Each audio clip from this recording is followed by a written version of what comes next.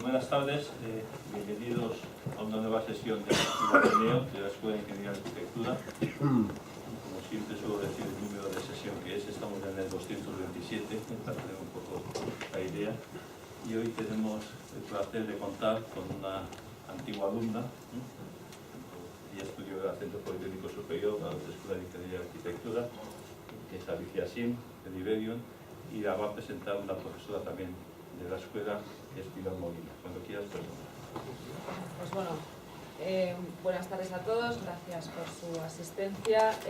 Bueno, para mí pues, es muy honrada que me hayan llamado a presentar a precisamente a Alicia Sim, porque bueno, hoy en día pues, se habla muchísimo de espíritu emprendedor. Estamos a todas horas oyendo que hay que fomentar el espíritu emprendedor, hay que fomentar el emprendimiento, hay que dar apoyo a los emprendedores.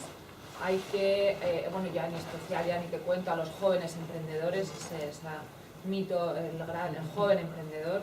Y entonces la sociedad está ahí a la RQR con se llena la boca con lo del emprendimiento, la emprendiduría, etcétera, ¿no? Entonces, en muchas esferas estamos siempre todavía en el hay que, habría que, sería mejor que, a ver si ya, etcétera, etcétera. Entonces, en el a ver si ya nos perdemos muchos.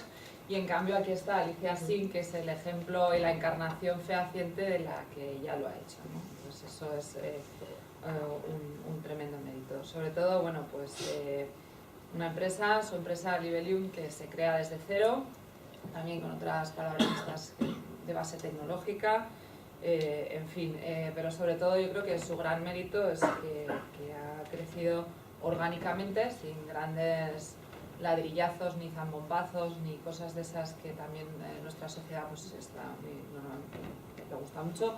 Y bueno, sobre todo, además para llegar a ser una empresa consolidada y firme y una multinacional con una trayectoria ejemplar y espero que un futuro pues seguro que exitoso, ¿no? Y pues bueno, simplemente pues la verdad es que para mí ya digo que estoy muy honrada y aparte muy envidiosa sanamente, pero sobre todo yo desgraciadamente estoy en el plano del hay que y en cambio aquí esta señora todo lo contrario. Pues bueno, sobre todo yo creo que para llegar hasta ahí hay que tener un mix de ingredientes precisos que a mí me parece pues muy loable e increíble, y es que sea una persona que además así lo es, o así la he conocido yo, pues con una gran capacidad de trabajo, por supuesto, aparte de que es lista, eso está claro, pero bueno, pues con una serie de entre audacia y sentido común, entre saber tirar para casa y ser generosa, entre una serie de un montón de ingredientes, una cantidad precisa, siempre en el momento adecuado para poder llegar tan lejos, y eso pues le hace bueno, pues una ponente hoy excepcional como es Alicia. Sí, así que bueno, sin más preámbulo, pues no tengo nada más que decir. Espero que desde luego 5 minutos de conversación con ella son de lo más provechoso, así que no me cabe duda que esta charla también lo va a ser. Bueno, pues muchas gracias. La verdad es que con presentaciones así luego es difícil dar una buena charla, ¿no? Porque las expectativas se ponen bastante altas, ¿no? Hoy, la verdad es que si habéis leído lo que ponía en el contenido del Ateneo, es un poco de batiburrillo. Pues yo he venido a contaros un poco sobre Smart Cities, Open Data, Internet of Things, es decir, son pues una serie de términos que estamos escuchando últimamente a todas horas, especialmente en los ámbitos tecnológicos. Bueno, el tema Smart Cities ahora también mucho en el político y demás, pero a mí me gustaría hoy explicarlo un poco desde una perspectiva un poco diferente, ¿no? Dar una perspectiva también un poco de que seamos capaces de ver por qué ahora, en estas circunstancias políticas, sociales y económicas, estos cambios pueden llegar a producirse y bueno, pues poner un poquito las bases para que luego tengamos material del que comentar entre todos, ¿no? Esto es una infografía que hemos hecho hace muy poquito, y es el Smart World, el mundo lleno de sensores, el mundo interconectado, como lo queráis ver, ¿no? Gracias. Es una pequeña muestra de de lo que sería la máxima representación de todo esto que estamos hablando. Al final, Internet of Things lo que está no es que sea algo técnicamente súper espectacular, estamos hablando de conectar cualquier cosa a través de, pues normalmente de sensores con Internet, y a partir de ahí es cuando viene la parte divertida. Una vez que ya tienes las cosas en Internet, pues es cuando ya vienen los grandes retos de cómo almacenar terabytes, cómo hacer bases de datos que puedan manejar todas estas cosas y sobre todo qué vamos a hacer con tantos sensores, con tantos datos, ¿no? Entonces, esta es un poco la foto, y como podéis ver, pues esto tiene la capacidad. Yo hablo de que el Internet of Things es la siguiente revolución tecnológica, y lo hago un poco, pues, bueno, barriendo un poco, como siempre, para casa, ¿no? Por la parte que me toca, pero también un poco considerando lo que han sido las revoluciones, lo que se han considerado durante los últimos 250 años auténticas revoluciones, ¿no? Entonces, yo leí hace un tiempo un artículo de una economista que se llama Carlota Pérez, y hablaba pues desde la edad del ferrocarril, la época de la informática y las telecomunicaciones, la revolución industrial. No es que sean los principales avances que hemos tenido a lo largo de la historia en términos técnicos, pero simplemente han sido revoluciones por el hecho de que han tenido la capacidad de hacer un impacto global.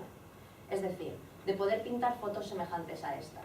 Es decir, esto que tenemos aquí entre las manos tiene la capacidad de revolucionar el medio ambiente, las ciudades, la movilidad, las fábricas, los comercios, la logística, todo, absolutamente todo. Y eso es un poco lo que yo creo que hace que el Internet de las cosas pueda ser considerado una revolución. Para que nos enmarquemos un poco, esto es la única transparencia comercial que voy a poner. Este es el papel en el que mi empresa se mueve. Con la definición que os he dado de Internet of Things, vemos que hay pues, 3 elementos comunes a todos esos escenarios posibles. Uno es los sensores, el poder medir cualquier cosa.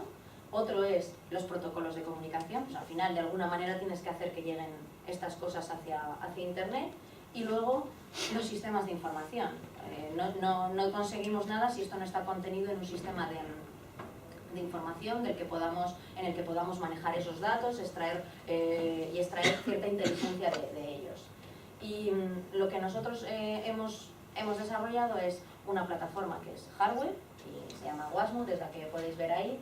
Y básicamente lo que nosotros intentamos es proporcionar un hardware que envíe cualquier tipo de dato de sensor, utilizando cualquier tipo de protocolo, a cualquier sistema de información. Eso es un poco el problema que estamos nosotros concretamente intentando resolver dentro de este gran escenario de las Smart Cities, y desde el cual desde la perspectiva que os voy a contar el resto de la charla.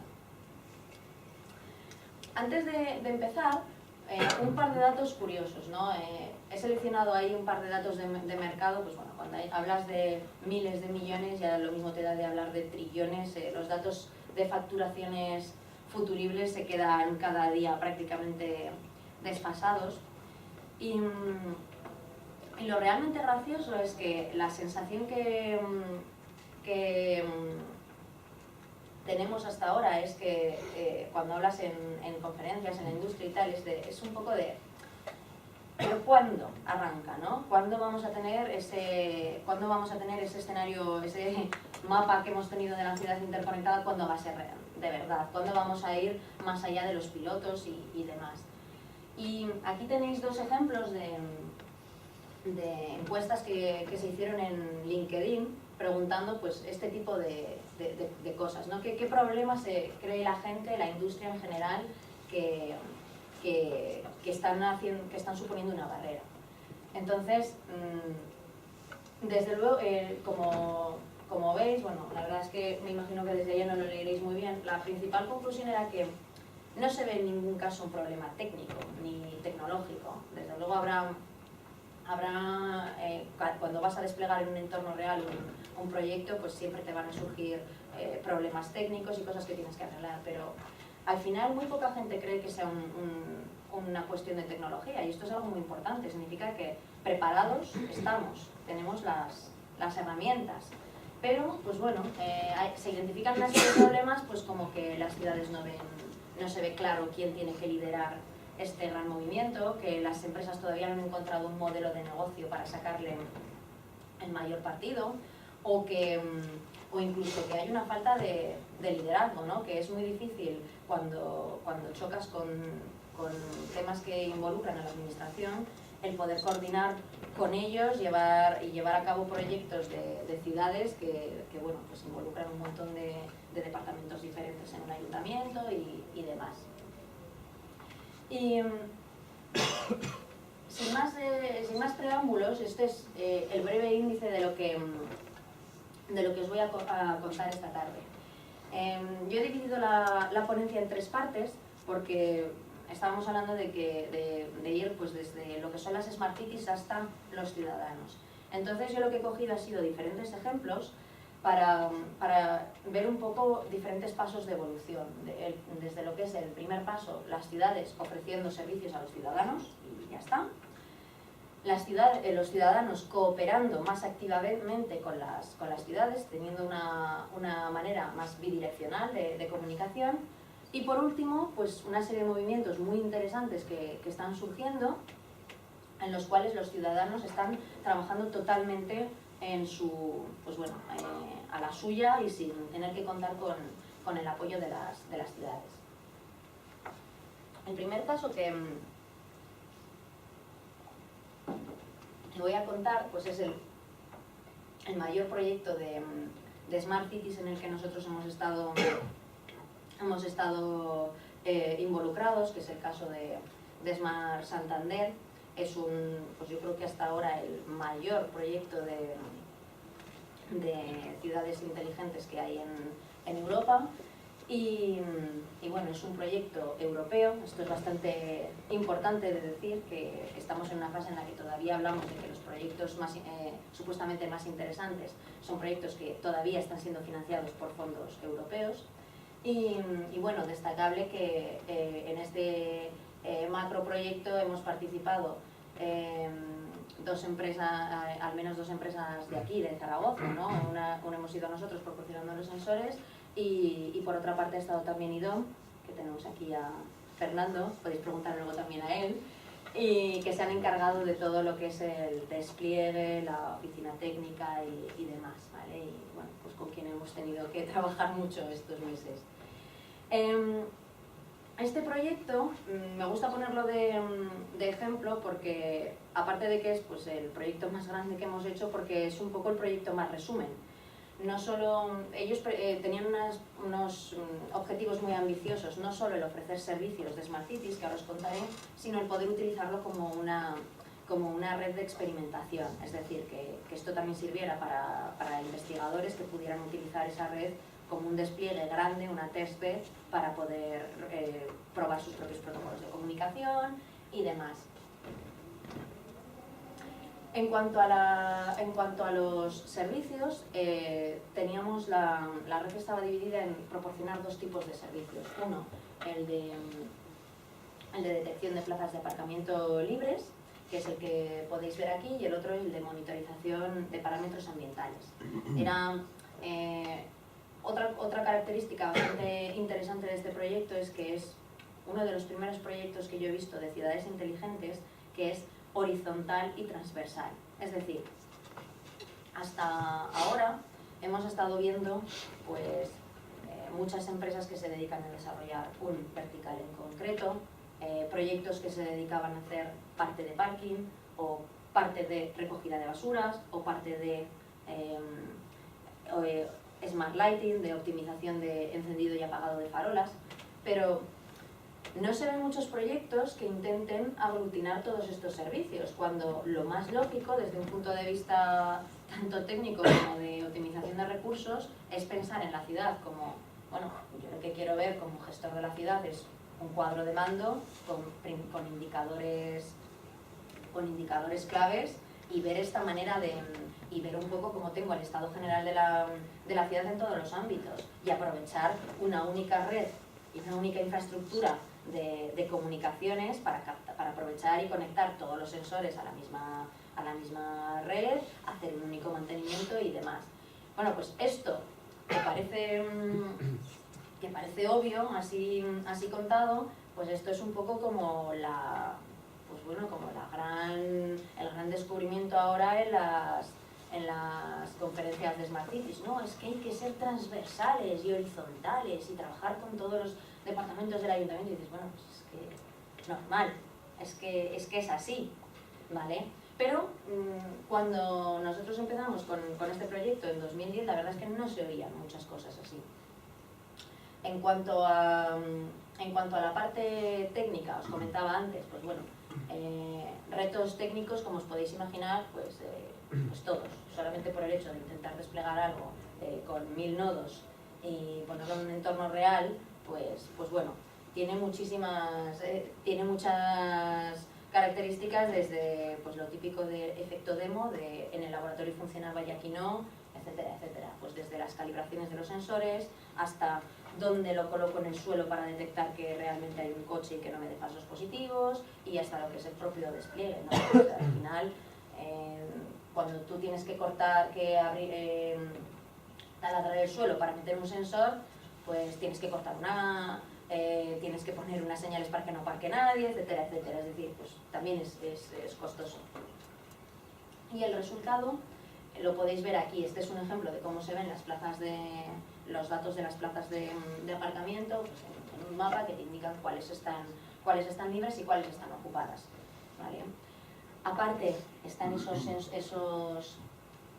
esas pantallas que son similares a las que podemos tener en los aparcamientos de los centros comerciales, en las que te indican, pues todo recto a la derecha hay 5 plazas, o baja al siguiente piso, pero con la ventaja de que esto es en exteriores, ¿vale?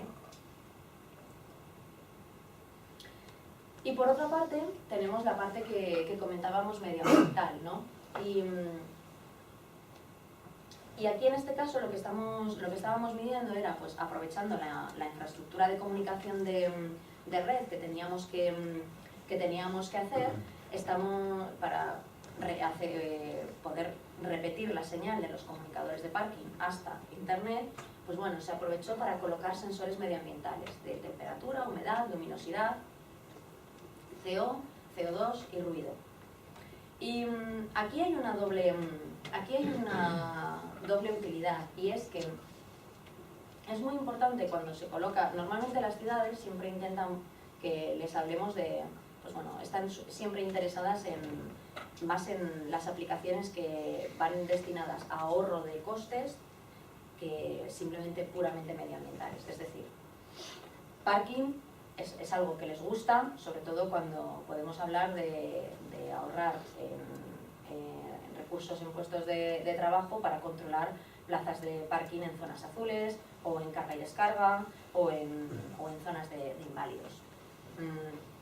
Luminosidad es otro, porque si nosotros somos capaces de automatizar el proceso de encender y apagar las farolas, pues también estamos ahorrando energía y ahorrando electricidad.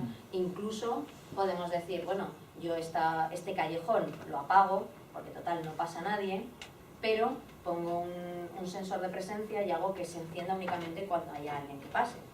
Porque total, solamente necesito dar luz cuando vaya una persona a estar ahí. Y de esta manera podemos ahorrar el estar iluminando toda la noche. En agua, en el agua de los riegos, pues también es una aplicación que les puede gustar. Y en la última que estamos viendo con bastante tracción es la de optimización de la gestión de recogidas de basura. Yo, pues hace unos años no sabía que una de las principales facturas que tienen nuestros ayuntamientos es la del servicio de recogida de basuras. Y aquí en Zaragoza pues estamos pensando en una ciudad pues ya grande, en el que puede tener sentido ir a casi todas las calles todos los días para recoger la basura. Pero en ciudades más pequeñas, o en zonas, pues me comentaban el otro día, en Galicia, que son zonas mucho más deslocalizadas y demás, pues el mandar un camión hasta un sitio sin saber si hay que recoger basura o sin saber si el contenedor está lleno del todo o no, pues la verdad es que es bastante costoso, se pierde combustibles, son kilómetros extra que la contrata ha hecho y va a facturar al ayuntamiento y en general es innecesario. Las aplicaciones más medioambientales, como el ruido, el nivel de la calidad del aire, pues a veces son un poco secundarias, pero yo las veo fundamentales porque muchos de los argumentos para poder vender, ya digo a nivel político, estas otras aplicaciones pasan por una mejora en la calidad de vida de los ciudadanos. Si los ayuntamientos están tomando decisiones de implantar soluciones y no se ve y están diciendo, bueno, vamos a implantar esto de Smart Parking porque va a ser perfecto, porque la gente va a consumir menos gasolina, va a dar menos vueltas, el ruido, por lo tanto, al haber menos atascos se va a reducir, las emisiones de monóxido de carbono también se van a reducir porque no va a haber tantos coches dando vueltas y vueltas para aparcar y demás, y bueno, y además pues optimizaremos el cobro de las zonas azules y demás. Vale, pero si no estamos midiendo antes y después lo que estamos haciendo, es muy difícil. Un ejemplo, el cinturón de Barcelona, el famoso cinturón verde que alrededor de Barcelona no puedes ir a más de 80. Bueno, pues cuando se puso esa norma, se dijo en Cataluña, pues, el ayuntamiento dijo, ponemos esta limitación porque vamos a reducir los niveles de contaminación en la ciudad. Pero ni dijeron los niveles de contaminación que había antes, ni han dicho los niveles de contaminación que hay ahora, ni el impacto asociado que ha podido tener la reducción de la velocidad. Conclusión, pues los ciudadanos que no son tontos dicen, bueno, pues si tú me dices que es por esto, pero no me das ningún argumento para creérmelo, a lo mejor lo que ocurre es que simplemente es una medida recaudatoria y ya está, y no tiene mayor sentido. Por ejemplo, las ciudades que se plantean el poner un peaje de congestión, el cobrar por acceder con el coche al centro de la ciudad, como se hace en Londres. Bueno, pues por ejemplo, en países nórdicos, como por ejemplo en Suecia, en Estocolmo, hace unos años, cuando decidieron poner una de estas medidas, lo sometieron a referéndum, publicaron unos datos, hicieron la medida y después volvieron a publicar los datos. Al final, yo creo que es imposible hablar de Smart City si no estamos hablando de transparencia. Es un poco lo que está al final detrás de todo y lo que yo creo que puede ser el principal motor tractor de que esto se vaya implantando cada vez más. En el caso de Santander, pues aparte de que se ha intentado hacer un proyecto un poco piloto de, pues bueno, todos los retos que pudiéramos tener para ver, pues, en un proyecto real, por cuántos sitios nos explotan estas cosas, ¿no? Bueno, pues, otras lecciones aprendidas, a veces a palos y no siempre técnicas. Yo me acuerdo que cuando fuimos a colocar los sensores en las farolas, nosotros normalmente alimentamos siempre los sensores de manera autónoma, con baterías y con placas solares. Bueno, pues hablando en el proyecto, oye, pues si van a estar colocados en una farola, podemos tomar la electricidad de ahí. Ah, bueno, pues sí, y nos podemos ahorrar el dinero en una placa solar y además así pues, daña menos el ambiente, hay menos contaminación visual y demás. Bueno, sí, es verdad. Y antes de poder ir a instalar, pues nos apareció que alguien decía que eso no podía ser. ¿Quién? No una persona cualquiera, no, el responsable de alumbrado del ayuntamiento. Y dices, claro, llevamos aquí meses llenándonos la boca todos de horizontalidad, tecnologías transversales y demás y tal, y a nadie se le ha ocurrido que si es un proyecto que va a ir con el ayuntamiento, coger, sentar a todos los responsables que se van a ver afectados y intentar involucrarlos en el proyecto y hablar con ellos. A veces las principales las principales lecciones no las aprendes de la parte más técnica, sino de la parte más obvia y bueno, pues que a veces ignoramos mucho. Y esto es otro proyecto que también es un proyecto europeo. Repito esto porque es importante el ver el estado en el que están este tipo de proyectos. En Serbia, que llevó a cabo Ericsson, y nosotros proporcionamos sensores muy similares a los que habéis visto en el anterior proyecto, pero aquí eran móviles, es decir, la comunicación era GPRS y la idea era crear una red en tiempo real de contaminación, aprovechando los transcursos de los autobuses, el poder hacer un mapa con un montón de medidas en diferentes puntos de la ciudad de niveles de contaminación. Y ya de paso, añadiendo un GPS, pues poder ofrecer un servicio a los ciudadanos en el que recibieran los datos de tiempo esperado de llegada del autobús a la parada. Conclusiones. Pues yo diría que la tecnología es la parte fácil, y la pongo entre comillas porque desde luego no lo es. Pero aun con todos los retos y aun con todos los problemas que surjan en los despliegues, me sigue pareciendo eso la parte más sencilla todavía de resolver enfrente a dos cosas muy grandes. Una, la coordinación dentro de los ayuntamientos, el poder involucrar de verdad a todas las personas responsables en un ayuntamiento, y a la parte de los ciudadanos, ¿no? Porque, bueno, yo decía que ahora se nos produce una cosa que es el efecto valla 2.0 y está derivado de la fascinación eterna que tenemos los humanos de las obras y de poder observar obras. Entonces, nosotros hasta ahora pues habíamos vivido lo que es el efecto valla 1.0. Es decir, pues, hay unos obreros trabajando, hay una valla aquí, hay unas personas apoyadas, si acaso que no lo están haciendo, y ya está. Pero esto no se pasaba. Ahora la diferencia es que tienes una valla 2.0 y tienes una persona que se acerca y te dice: tú no, el que va mejor vestido, el que parece el ingeniero, ven, ¿esto quién lo ha pagado? ¿Esto quién lo ha financiado? ¿Y esto se está haciendo con mis impuestos? ¿Y qué otros proyectos se han dejado de hacer con esto? ¿Va a ser seguro? ¿Me va a afectar a la cobertura que yo tengo en mi móvil porque yo vivo ahí arriba y menuda gracia? ¿O me va a afectar a mi salud porque yo llevo un marcapasos? Y como no respondas bien, no tienes un incendio a la mañana siguiente, tienes un incendio en tiempo real, por Twitter, a pie de obra, de fíjate los imbéciles de mi ciudad, lo que están desperdiciando el dinero de todos y demás. Y esto pasa porque nunca hemos tenido ciudadanos tan preparados como hemos tenido ahora, una generación tan educada, con tantos estudios como hemos tenido ahora, y sobre todo con tanto conciencia de que lo que se hace lo estamos pagando entre todos. Entonces yo creo que también, por eso os decía, ¿no? Las situaciones, la situación política, social y económica es la que hace un poco de caldo de cultivo de todo esto, el que digas, bueno, es que como si a mí me quitáis la beca de comedor de mis hijos, me importa saber, mientras a mí me estáis quitando y me estáis recortando cosas, me importa mucho saber en qué otras cosas las estáis invirtiendo.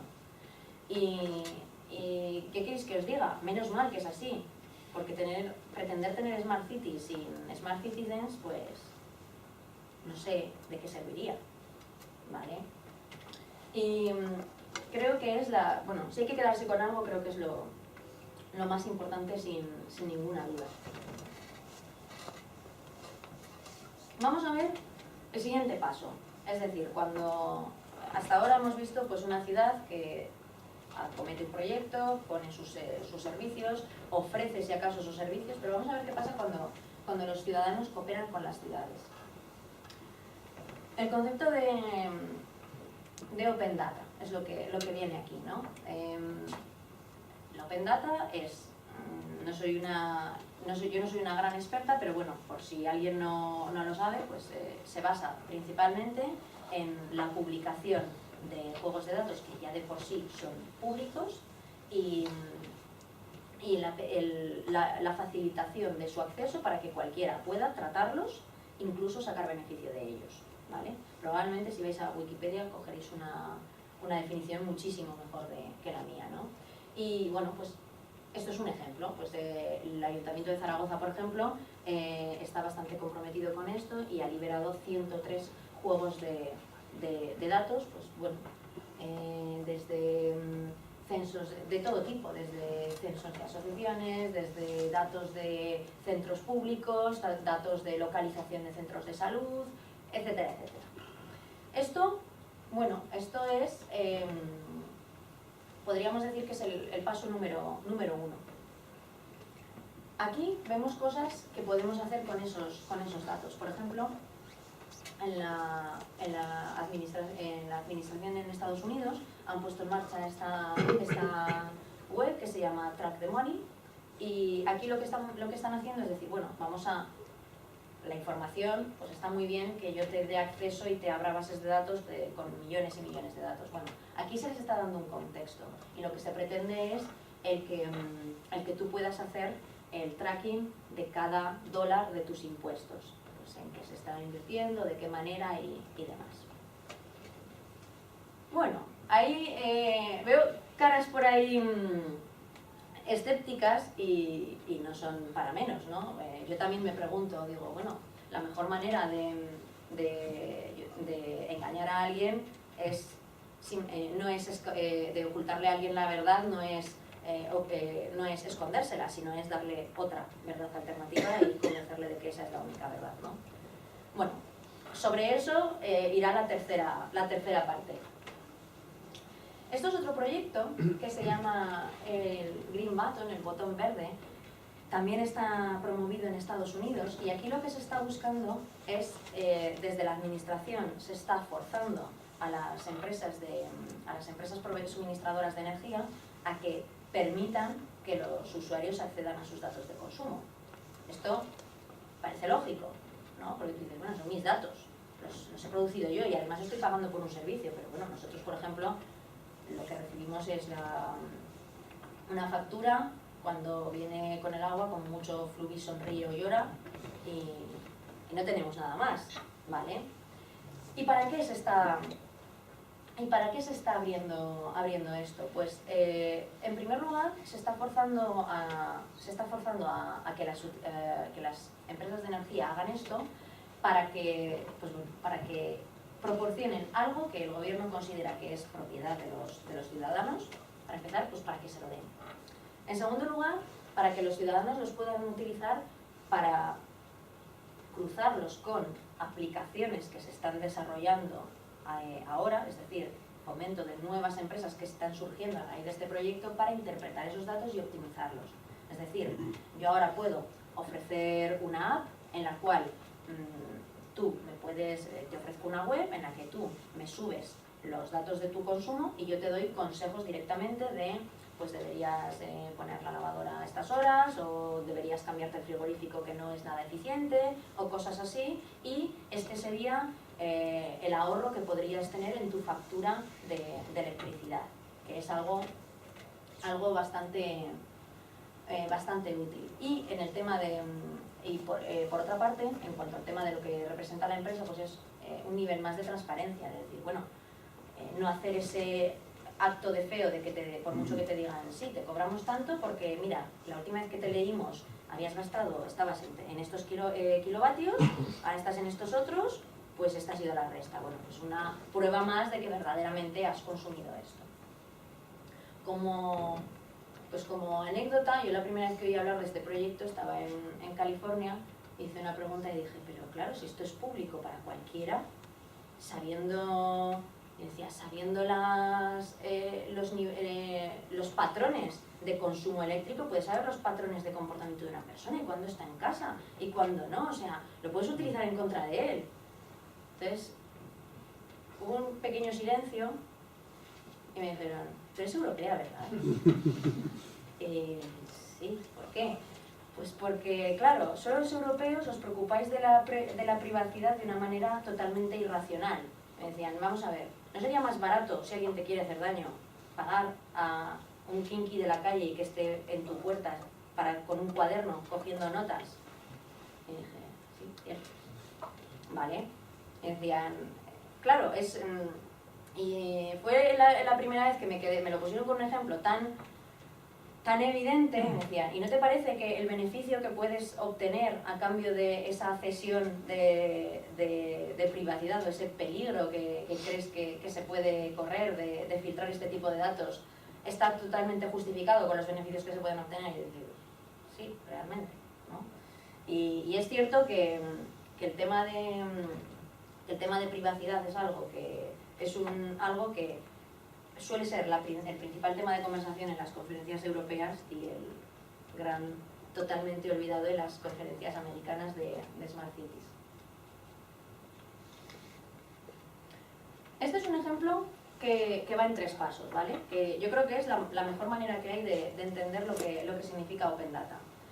Esto es el Departamento de Policía Municipal de Washington, D.C., y bueno, pues decidieron hacer públicos este juego de datos de qué tipo de crimen ha pasado, dónde, y bueno, pues los porcentajes de cambio con respecto al año pasado y demás. Esto es una tabla, sin más, ¿vale? ¿Qué ocurre? Que como esto es público, pues alguien cogió y decidió ponerlo aquí. Cogió y hizo una aplicación en la cual le dio contexto a esos datos, porque realmente unos datos en una tabla o en un Excel, por mucho que sean públicos, no tienen ningún valor, no están aportando ninguna información. De esta manera, pues hubo alguien que se dedicó a poner hasta iconitos, ¿no? Aquí ha habido un robo, aquí ha habido una paliza, aquí han robado un coche, etcétera, etcétera, ¿vale? ¿Os podéis imaginar la siguiente transparencia? ¿No? El auténtico Are You Safe en tu móvil. Una luz que te va diciendo con el GPS las probabilidades que tienes de que te partan la cara. Fascinante, ¿vale? Pero es un poco, yo creo que es el mejor ejemplo de ver la diferencia entre datos simplemente públicos, datos dentro de un contexto, y el empezar a hacer negocio y el empezar a hacer cosas con estos datos. La verdad es que no me ha dado tiempo de mirar antes de llegar cuánto valía en la App Store. No lo he visto, pero he estado buscando esta mañana porque no me acordaba bien del ejemplo, y he puesto Crime, Maps, iPhone, y me han salido un montón de aplicaciones. O sea que es esta, pero podría haber sido otra. Lo que pasa es que con el nivel de alerta y todo eso que se nos la lista, es esta, la única, ¿vale? Y bueno, la última parte es la de promocionar el uso de estos datos. Es decir, esto último que nos ha hecho tanta gracia realmente es lo deseable, porque si estos datos se publican y demás, pero no hacemos nada con ellos y no jugamos con ellos, no les sacamos partido, pues es como si no estuvieran. Y concretamente la ciudad de Nueva York tiene este reto que se llama New York City Big Apps, y a mí lo primero que me sorprendió es que esto se anuncia en carteles en el propio metro de Nueva York. ¿Te has metido en nuestro último reto? ¿Sabes lo que vas a hacer con los datos de no sé qué? Y bueno, pues en la web se admiten como gente que mete retos pues estaría bien poder saber la ruta más corta para ir en bici aquí, estaría bien saber el sitio que dan los mejores donuts de toda Nueva York o no sé qué. Hay unos juegos de datos que son públicos y bueno, pues se promueve el que haya gente que desarrolle aplicaciones para utilizarlos. Y entramos ya en la última parte, es decir, ¿qué pasa cuando los ciudadanos pues, pueden ir al margen realmente de los ayuntamientos y de las ciudades para poder hacer cosas de este tipo? Y es bastante interesante. Empezamos con un evento que fue un accidente, que fue el tsunami de Fukushima el 11 de marzo de 2011, ¿vale? Hace 2 años. Y lo principal de esto... ¿Dónde está esto? Esto ha sido una conspiración judeo-masónica. Bueno, pues lo principal de esto, después de, como sabéis todos, después del accidente, pues bueno, toda la prensa está hablando de los daños medioambientales, de los desastres de víctimas mortales, de los desastres económicos, etcétera, etcétera, del nivel de radiación, etcétera, etcétera. Hasta ahí, normal. Pero hubo una noticia que a mí me llamó la atención, que era, en California detectan, 2 días después, detectan ya restos de radiación en sus costas. Y ponía, si tú seguías en la noticia, ponía la empresa Nuc Pil, que suministra píldoras de potasio, que ayudan para prevenir los daños de radiación, ya ha agotado todas sus existencias en todas las farmacias de Sacramento, que Sacramento está en el interior de California, ¿vale? Entonces, realmente, cuando vimos esto, te llama la atención el decir, esto es lo que... yo no sé si será verdad o será mentira, pero el problema es que cada vez que la sociedad hay un sentimiento general de desinformación, de no fiarnos de lo que nos están contando. Hemos perdido totalmente la fe, hablo en general, en lo que nos cuenten políticos, los unos, los otros, los de más allá. Entonces llega un momento que estas situaciones causan una gran ansiedad, aparte de todos los daños que hemos contado, que son los principales, pero también causan una gran ansiedad al resto de personas que no están directamente afectadas porque no saben lo que está pasando.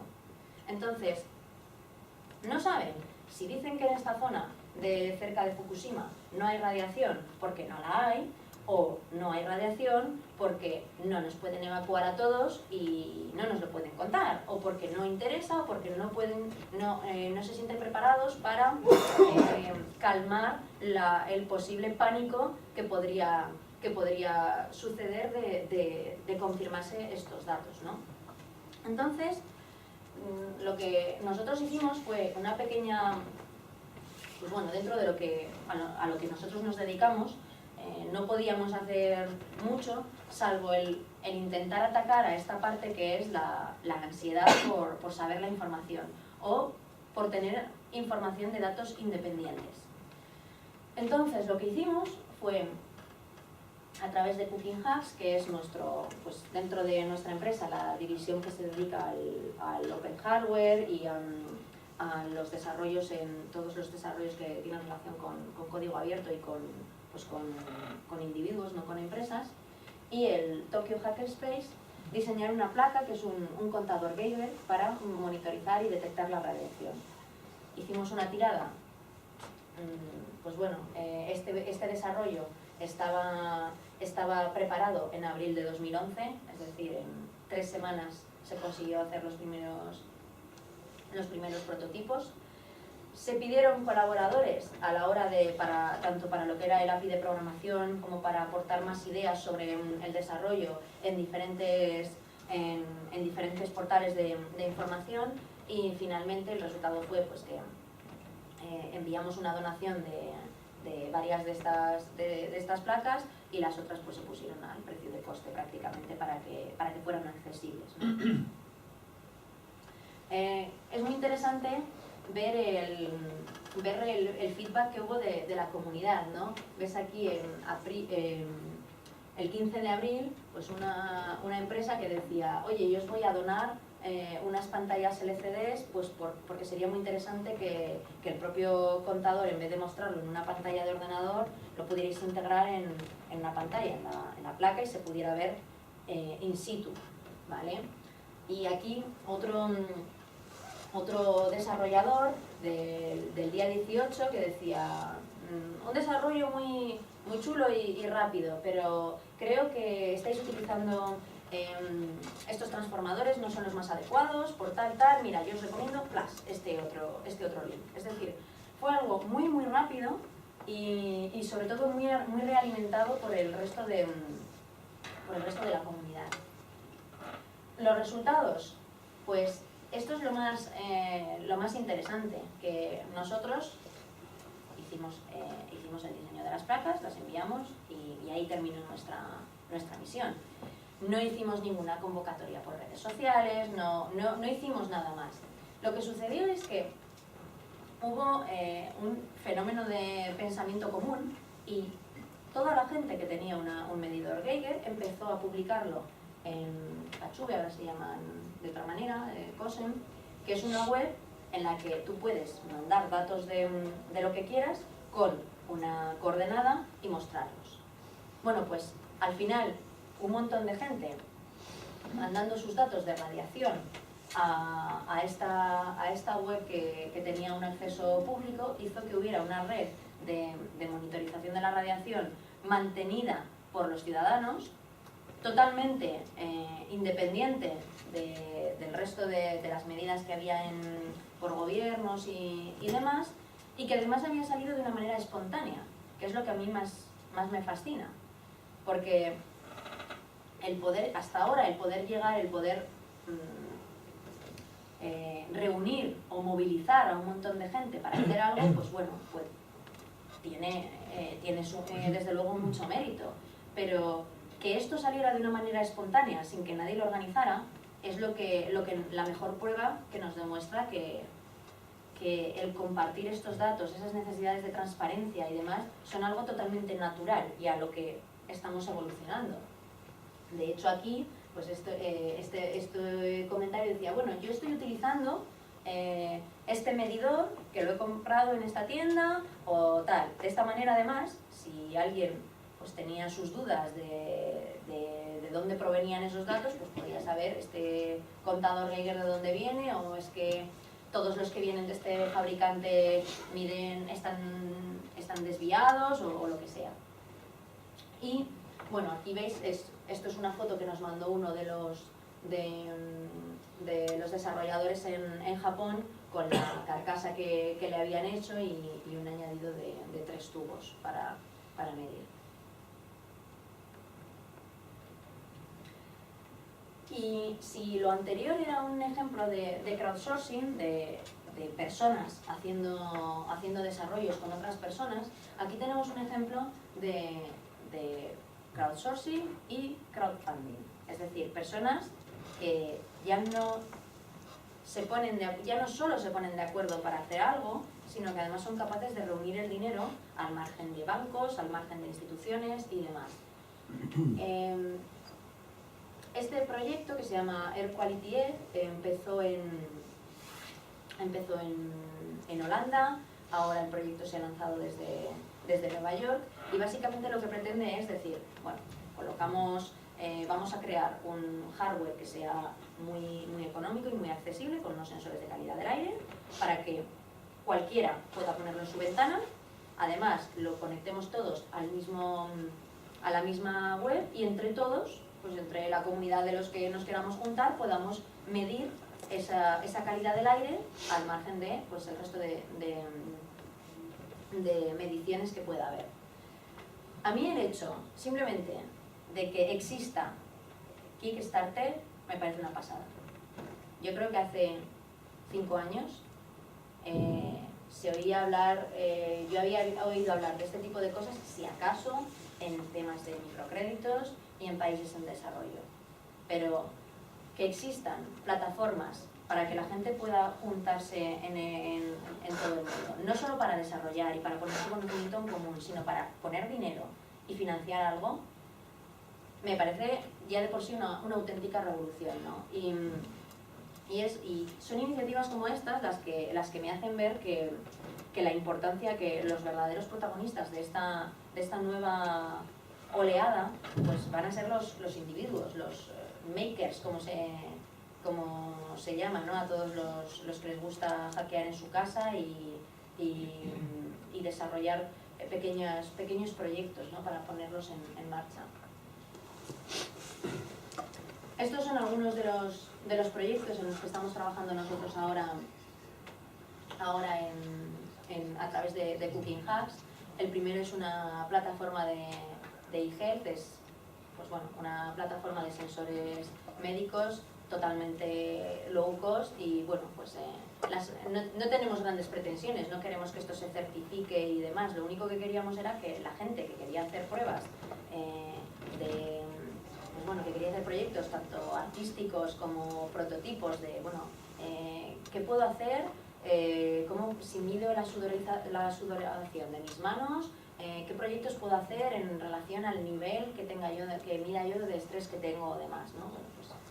Pues bueno, es algo que hemos intentado solucionar y que la verdad es que está siendo un bombazo. En todo el mundo estamos totalmente desbordados sirviendo esta plataforma porque realmente es algo de bajo coste que nadie se había parado a proveer. Y en el otro lado es una placa de 3G, de 3G para Arduino. No sé si conocéis todos Arduino, que es una plataforma de entrada y salida principalmente diseñada para poder hacer prototipado rápido en electrónica. Es una plataforma que se emplea, bueno, masivamente en todo el mundo. Nosotros hicimos un módulo 3G y lo más curioso es que hace un mes, en enero, AT&T, que es este carrier norteamericano, hizo una hackathon en CES, que es una de las ferias más importantes del mundo en electrónica de consumo, ¿no? Y hicieron una serie de retos. Tú ibas allí como hacker, te inscribías y elegías una tecnología disponible. Había tecnología de Siemens, de Nokia, de BlackBerry y por parte de AT&T pues, habían decidido ir con esta propuesta, ¿no? Y durante 24 horas sin parar, pues tú te inventabas una historia, la desarrollabas con esto y demás. Y el ganador de la hackathon fue un italiano que no había programado nunca, que es lo más increíble y lo mejor de estas plataformas, que aprendió sobre la marcha y que había elegido el 3G de Arduino. Y bueno, se llevó $30.000 por un proyecto que podéis buscar en el blog, pero medía el nivel de estrés que tenía en su gato. Y en función del nivel de estrés que tenía su gato, efectuaba una llamada de teléfono y demás. Pues bueno, lo vieron cercano a la neurociencia y bueno. Y ya, por no alargarnos más, termino aquí con lo que es la misma diapositiva que hemos visto al final, ¿no? Lo único que me gustaría añadir es que sí, es un nuevo mundo entero de posibilidades, pero que está viniendo, que realmente está pasando. El otro día en una charla del fundador de COSEM, esta plataforma que os he enseñado que muestra datos, me quedé con una frase suya que él decía: me siento como un surfista que ha estado en la playa un montón de tiempo así, esperando la gran ola, y ahora estoy viendo que viene y es un tsunami. Realmente es un tsunami lo que está por llegar. Y yo creo que es una frase perfecta para definir el momento en el que estamos, ¿no? Así que por mi parte nada más. Y ahora espero que podamos pasar a preguntas.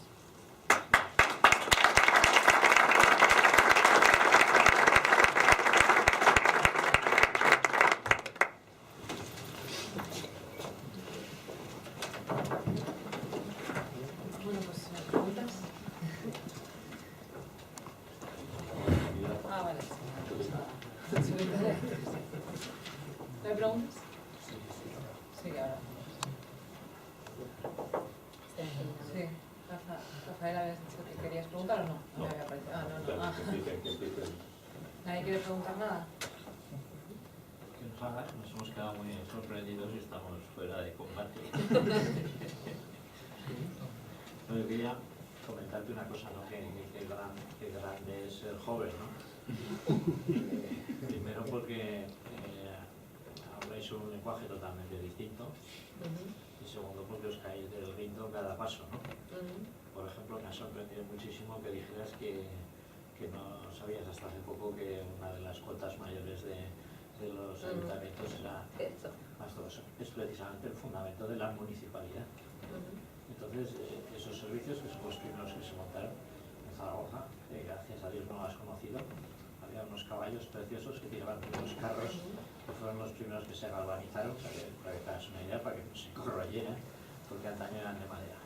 O sea que, en fin, es decir, y una cosa que me sorprende muchísimo es cuando dicen las ciudades ofrecen a los ciudadanos, porque ya yo me voy a apuntar a ese renglón final donde dice los ciudadanos que quieren vivir al margen de esas opciones. No solo eso que quieren vivir al margen, sino que tienen derecho, probablemente más derecho que a todo lo demás, que es lo que te pasaba a ti en Estados Unidos, ¿no?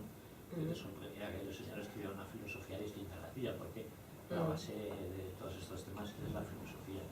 La mayoría de estos servicios pasarán, como está pasando el aire, ahora mismo por Zaragoza, pasarán como fruta podrida ya, ¿no? O sea, muy rápidamente, ¿no? Entonces tenéis que desarrollar unos sistemas que sean capaces de rentabilizar esos desarrollos a una velocidad impresionante.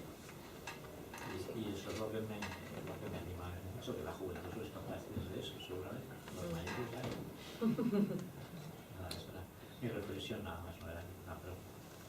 La mitad de las cosas, pues esta jerga tan compleja no las he entendido, ¿no? No los principios, sino simplemente las definiciones, ¿no? O sea que, muchas gracias, Pablo. Quería preguntar si se sabe, ¿no? ¿Cuánto costó el proyecto de Santander, más o menos? ¿Y qué rentabilidad saca el Ayuntamiento de Santander? Pues mira, como te comentaba, el proyecto de Santander es un proyecto europeo. Por lo tanto, a día de hoy no hay ha sido una inversión que se ha hecho para probar todos los retos posibles y para hacer una prueba de concepto técnica, sobre todo.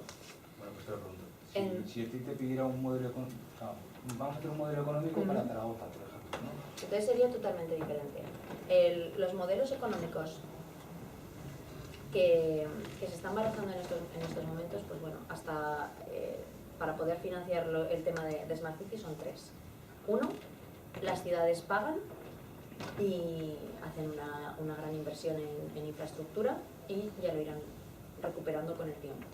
Ese modelo prácticamente lo podemos descartar porque no hay dinero para abarcar tales inversiones. El segundo es que haya empresas que hagan esa inversión y vayan a un modelo de compartición de los ahorros con el ayuntamiento. Es decir, pues mira, yo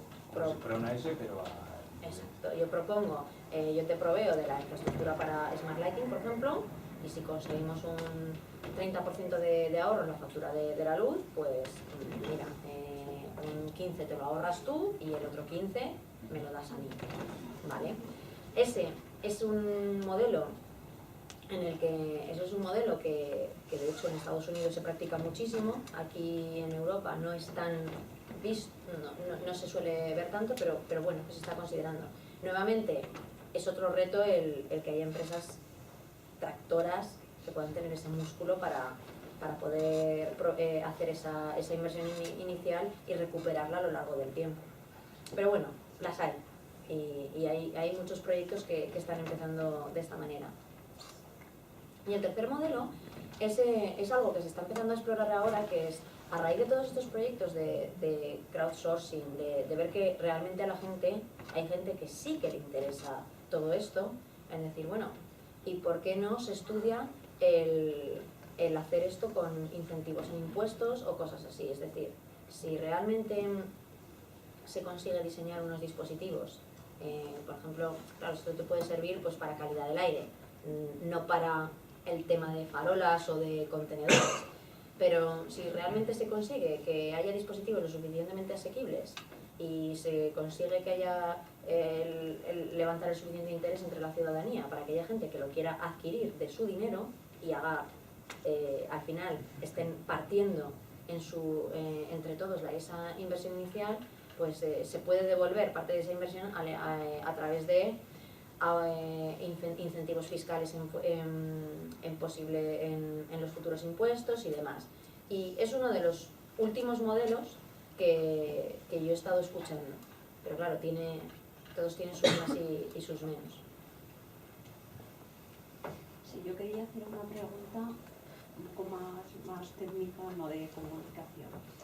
En lo que vosotros hacéis en la empresa es, por ejemplo, para la medición de la polución del aire, cogéis sistemas que ya existen comerciales y los ponéis en el dispositivo o desarrolláis nuevos sistemas de medida. Nosotros cogemos sensores que ya existen y los integramos en nuestra plataforma, pero no medidores, o sea, no captadores de datos que ya existan. ¿Vale? O sea, nosotros lo que integraríamos sería pues comprar a un fabricante de sensores, lo que es el chip con el sensor, e integrarlo en nuestra plataforma. Alicia, ¿para cuándo la sensorización de nuestro cuerpo? ¿De alguna forma te habéis pensado en ese aspecto? Pues mira, nosotros no, y desde luego es algo en lo que una empresa tan pequeña como nosotros no puede ni pensar, ¿no? O sea, los horizontes en IGEL en serio van a 10 años. Pero sí que hace poco leí la primera noticia de unos chips que se van a diseñar para tragar directamente y para que esto pueda hacer envíos y que pueda transmitir dentro del cuerpo, ¿no?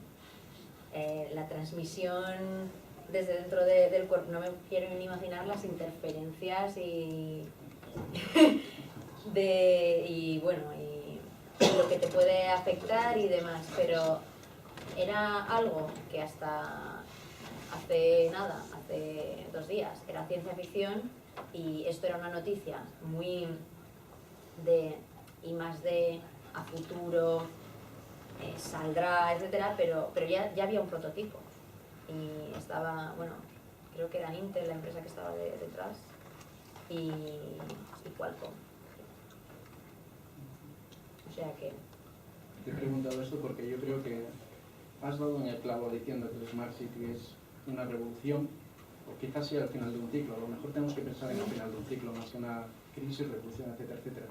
Yo creo que la siguiente revolución va a ser nuestro cuerpo, o sea, va a ser quizás la sensorización, el poder vivir más años, la simbiosis, el hombre máquina simbiótico y todo esto. Ya sé que es una locura lo que estamos diciendo aquí, pero vamos hacia ellos. Y de algo, y en ese aspecto algo ya somos medio máquinas, o sea, nuestra mente está compartida con nuestro móvil, que tenemos gran cantidad de datos en ello. O sea que cada vez nos vamos acercando y evidentemente esa sensorización va a ser un elemento que va a jugar mucho en el futuro. Hombre, desde luego esto se ve en la tienda de Apple, por ejemplo. Ha habido un boom de sensores y de apps relacionadas con la salud, no desde el punto de vista de ser diabético y sobre todo controlarme la enfermedad y demás, pero sí desde el punto de vista de monitorizar cuántos pasos doy al día y que esto me diga en una app cuántas calorías he perdido hoy. Colocarme el iPhone y que detecte en la almohada y que me despierte cuando estoy en una fase de sueño más ligero. Lo de las famosas zapatillas conectadas que van enviando al brazalete y demás. Hay una empresa que se llama Fitly, que también se dedica concretamente a eso, ¿no? Es una especie de podómetro que llevas aquí con un acelerómetro y por Bluetooth va mandando al iPhone. Es decir, hay un montón de aplicaciones de lo que podríamos llamar salud preventiva o mejora de la calidad de vida o algo así, no en cosas críticas, pero están teniendo muchísima demanda. Desde luego el problema es que nadie se atreve todavía a lo mejor a confiar pues que el iPhone te diga cuando si te tienes que pinchar insulina o no, porque es algo más crítico, pero llegaremos sin ninguna duda. Y yo creo que el primer paso es, siempre se empieza por las aplicaciones menos críticas y se acaba por las más. ¿Más preguntas? Sí. Yo estoy interesada concretamente en las Smart Lighting, que has dicho que también desarrolláis, ¿no? Que habéis desarrollado también algún tipo de tecnología en este sentido. Entonces, quería saber si, por ejemplo, se dispone, por poner un ejemplo, ¿no? Y hacerme una idea. Tenemos un edificio que sea de oficinas, un edificio público, un edificio de oficinas. ¿Hasta qué punto puede resultar en general interesante que yo considerase una Smart Lighting de cara a un ahorro energético? Oficinas, no industrial.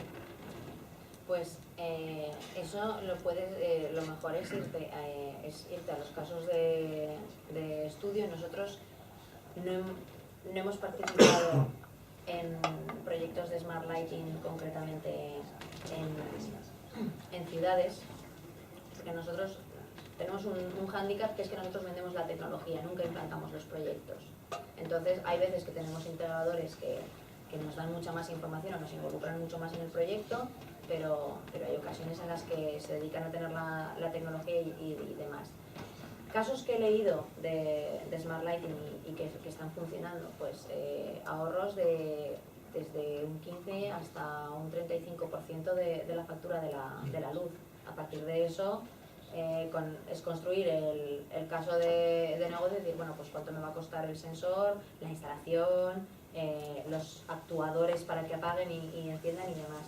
Pero sobre todo lo primero es el comparar si yo fuera tú y tuviera que abarcar ese proyecto, pues lo primero sería comparar la factura de la luz, ver las soluciones que hay en el mercado y qué coste tienen, y ver en cuánto tiempo puedo amortizar eso y si realmente estás en unos niveles de consumo elevados o no.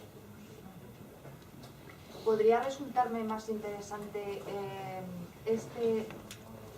esta opción que otra tradicional? Por ejemplo, yo que sé, pues la generación propia en el edificio, o yo que sé, no sé, compensación del factor de potencia. Considerar todas esas opciones aisladamente, en lugar de eso, considerar una Smart Lighting de este tipo que me indicas, ¿podría resultarme más interesante o mejor para amortizar a lo largo del tiempo? Todo depende de, hay cosas que se pueden compaginar. O sea, hay cosas que hablan de tener instalaciones más, estamos hablando de tener o instalaciones más eficientes o estar atacando a la generación, que entiendo que estás hablando del poder generar, por ejemplo, electricidad por placas solares o algo así, lo que sería ese tipo. Vale, bueno, el tema de placas solares, además, antaño podrías hasta incluso vender la electricidad que te sobrara y a lo mejor te salía hasta negocio. Y esto es un complemento más, o sea, estamos hablando de atacar un problema desde diferentes puntos de vista. Esto habla de optimizarse el uso y el encendido y el apagado. O sea, yo veo dos cosas independientes y complementarias, una en la generación de energía y otra en el uso que se hace de ella. Dentro de un edificio, yo es cierto que cuando hablo de Smart Lighting pienso en ciudades, en lo que es el poder gestionar el apagado y encendido de las farolas. Sería cuestión de comparar las diferentes soluciones y ver si incluso se pueden compaginar entre ellas, pero no lo veo excluyente. Y por ejemplo, te digo, de cara a que solo controle un automata, no me queda muy claro, perdona mi ignorancia, pero no me queda claro qué ventaja podría tener Smart Lighting frente a un automata programable, por ejemplo, que controle lo mismo. No, realmente el concepto que subyace es exactamente el mismo. O sea, simplemente que cuando, en el ejemplo en el que se está hablando, dentro de iluminación inteligente en ciudades, pues fíjate, el concepto de poder encender una farola con un sensor de presencia, pues eso en los pasillos de muchos sitios ya está. No es que se esté reinventando la rueda. Sin embargo, lo que sí que se está haciendo, lo que esto está introduciendo es el que esto se aplique en un escenario como pueden ser las ciudades, que hasta ahora no se hacía, y con otros ejemplos de uso. Por ejemplo, en Londres, por ejemplo, con lo que hablábamos de lo que yo os comentaba de los callejones, pues bueno, el apagar del todo un callejón y quitar totalmente las farolas puede ser un poco gore, ¿no? El decir, bueno, me lo ahorro entero, pues no puedes dejar totalmente a oscuras ciertos barrios. Lo que habían hecho era disponer de sensores de presencia y lanzar fogonazos con las farolas, es decir, cuando detectaban que había gente pasando, pues subir muy fuertemente y de una manera muy rápida la intensidad de la farola, que en palabras, en el artículo que yo leí decía, lo que buscamos es el efecto de que la persona que está ahí se sienta observada o sienta que realmente alguien sabe que está allí. Y habían hecho hasta un estudio de los índices de criminalidad que habían descendido desde que se habían aplicado estas medidas, que es simplemente dar un fogonazo con una farola, no es más, ¿no? Pero bueno, eso es un poco te estoy dando un poco el contexto, porque al final, pues el tema de sensores conectados que conectados a internet de una manera o de otra consigan activar con un relé y activar y desactivar mecanismos, eso está inventado desde hace mucho tiempo, es decir, no es que esté ahí la diferencia. La diferencia se puede decir que estaría un poco en que con esta tecnología sí que podríamos obtener información y de cara a mejorar, ¿no? A tender a mejorar una información que no obtendrías, por ejemplo, con un autómata programable que ponía yo antes, ¿no? Esa sería, desde tu punto de vista, la diferencia. A ver, digamos que y no siempre, pero con un sistema, por ejemplo, en el que tú tuvieras solamente un autómata, digamos que las programaciones son muy estáticas, es decir, pues de tal a tal hora esto se apaga, de tal a tal hora se enciende y demás, o incluso con eventos, ¿no? Pues si hay alguien que pasa, pues que se encienda y que se apague a los 5 minutos, que ya habrá cruzado el pasillo y ya no hace falta, ¿vale? Con este tipo de tecnologías, por primera vez se están colocando cosas que transmiten de manera inalámbrica, que es una gran ventaja cuando tienes que hacer una instalación, el no tener que cablear, el poder tener ese sensor inalámbrico que está enviando la información de si hay alguien o no de una manera inalámbrica. Eso es una ventaja a nivel de instalación, pero bueno, sigue siendo, en cierto modo sigue siendo todo un autómata. Puedes pensar como en una siguiente generación de autómatas y lo ves más claro. Vale, muchas gracias. Una pregunta de Quería hacer una pregunta también reflexión, ¿no? Yo quiero saber hasta qué punto nuestros políticos están preparados o son conscientes del tema de las farmacéuticas. Porque, bueno, como diría, evidentemente colocar sensores en una ciudad también requiere un mantenimiento. Basta darte una vuelta por la ciudad y ves que hay muchos servicios o muchas cosas, objetos que están abandonados o que no se dieron cuidado, ¿no? Entonces, en el caso de Santander, por ejemplo, de quién, es un proyecto europeo, pero esos sensores de quién son propiedad del ayuntamiento, va a haber un mantenimiento, porque claro, yo en mi casa yo puedo tener un sistema domótico que ahorra energía y yo sé si es tuyo. Es mío y si la bombilla no se enciende yo me preocuparé de que se encienda, ¿no? Pero en caso más general, en que pueda haber cambios políticos cada X años y tal, realmente son conscientes nuestros políticos de estas ventajas y que no solamente es colocar un sensor, sino que luego requiere un mantenimiento y... A ver, yo creo que es uno de los retos y es algo que que cuesta introducir, pero en cuanto a lo que es no en tanto al mantenimiento de la infraestructura, que puedes decir, pues bueno, pues al final un ayuntamiento que encargue unos servicios, pues lo mismo que cuando pone cámaras de tráfico, o lo mismo que cuando pone tienes farolas, o sea, al final es mobiliario urbano o la propia red wifi de la ciudad, pues no deja de ser nuevos elementos que se adhieren a la ciudad y que hay que mantener. Eso yo diría que es la parte fácil, el llegar hasta ahí. Lo realmente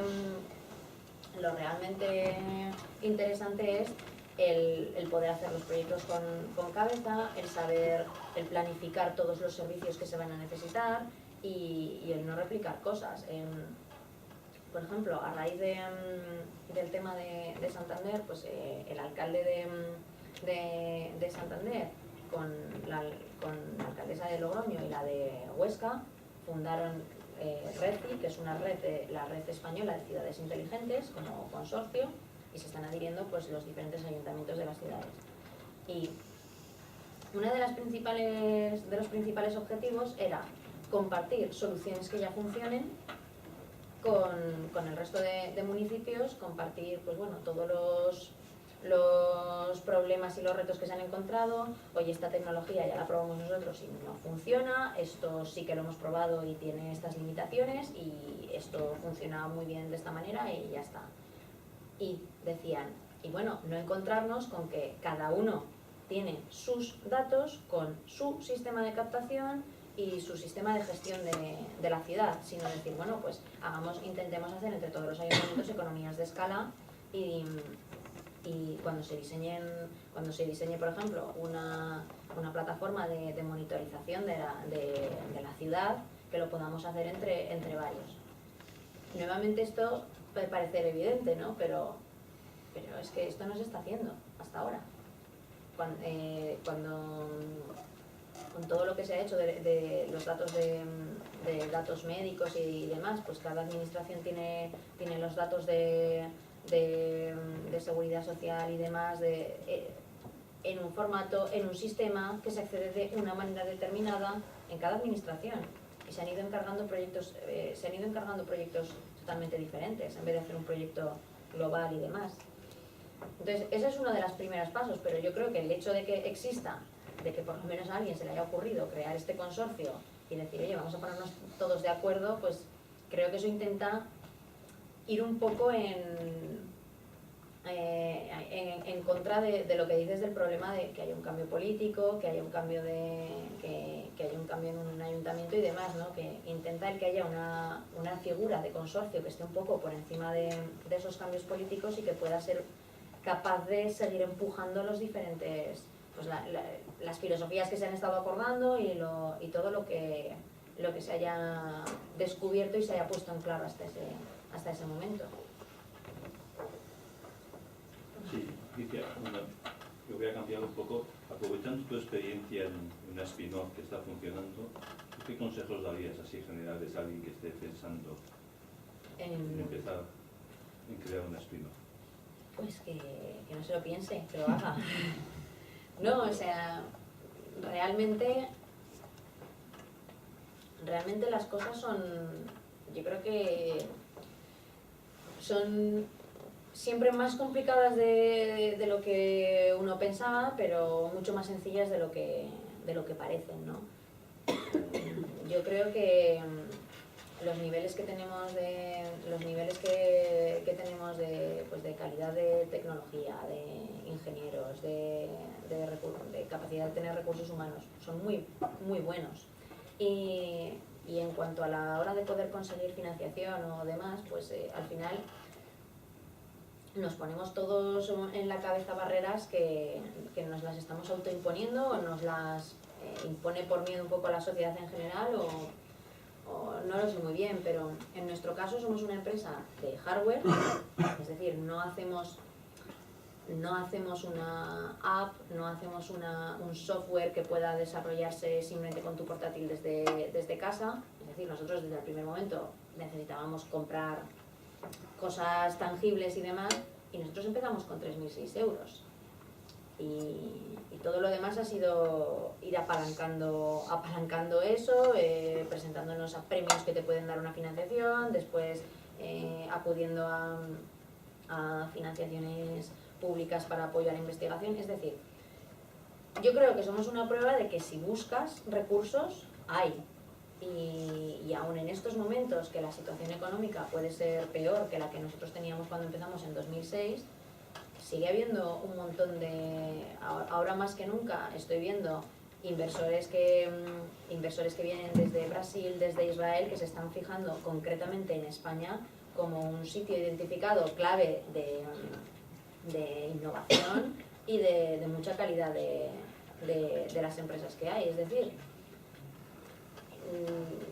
a lo mejor es porque en mi experiencia pues nos está yendo más o menos bien y estamos consiguiendo mantenernos a flote, que ya es bastante en estos momentos, pero bueno, creo que ni hemos tenido un petardazo, ni hemos dependido de un gran proyecto que nos ha salvado la vida, ni nada por el estilo, que suelen ser las cosas que más se achacan a la suerte y que uno más miedo tiene cuando monta una empresa, decir, ya, bueno, pero ¿y si a mí no me llega el petardazo ese? ¿Y si a mí no me llega el superproyecto este? Bueno, pues precisamente nosotros somos el ejemplo de todo lo contrario, ¿no? De haber ido muy poquito a poco, muy poquito a poco y de haber podido levantar la empresa poco a poco. Es decir, que realmente es que los límites nos los ponemos nosotros.